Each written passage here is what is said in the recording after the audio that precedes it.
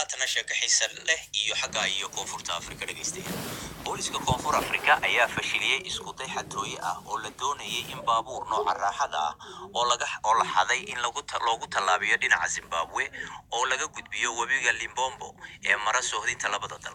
Boolisku waxay sheegeen in ragga gaariga xaday ay markii dambe u yaaceen xagga Zimbabwe oo ay ayga galeen markii baabuurku uga bixi waayay ciidii webiga uu galay. bal sheekadan xiisaha leh iyo dameeraha gawaarida lagu xadayo waxaa soo akhriyay Faarax Lamaane oo ila fadhiye haynooga warramo. Faarax axmedow Decembertii la soo dhaafay ayaa gaari laga soo xaday magaalada Durban waxaa laga soo helay isla webigan isaga oo xargo lagula xiray dameero.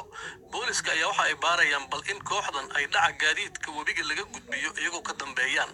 Brigadier Moflafela Mojapelo oo booliska ka tirsan waxa uu sheegay in gaari noociisu yahay Mercedes-Benz C220 laga soo qabtay webiga guntiisa meel u dhow Musina.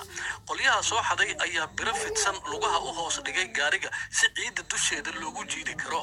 qolyaha la tuhunsan yahay waxa dameero ay u isticmaaleen inay ku jiidaan gaariga oo webiga ay kaga gudbiyaan ayuu yiri, balse askarteena ayaa ka gaaray markii dameeruhu ay jiidi waayeen ayuu ku sii daray Mr. Mojapelo oo u warramayay warbaahinta maxalliga.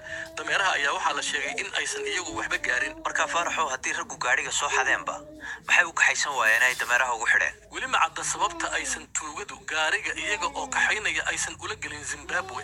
mid ka mid ah sababahaas ayaa waxaa loo malaynayaa inay tahay iyadoo gawaarida lagu xiro qalab lagu ogaan karo halka uu gaarigu joogo hadiiba la xado, wuxuuna qalabkaas shaqaynayaa oo kaliya marka gaarigu uu socdo.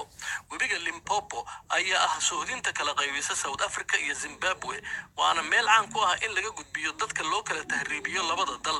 laakiin waxaa la yaab leh akhbaarta ah in gaadiidka kontrabanka ahna laga gudbiyo, sida uu leeyahay wariye ka tirsan BBC oo jooga magaalada Johannesburg.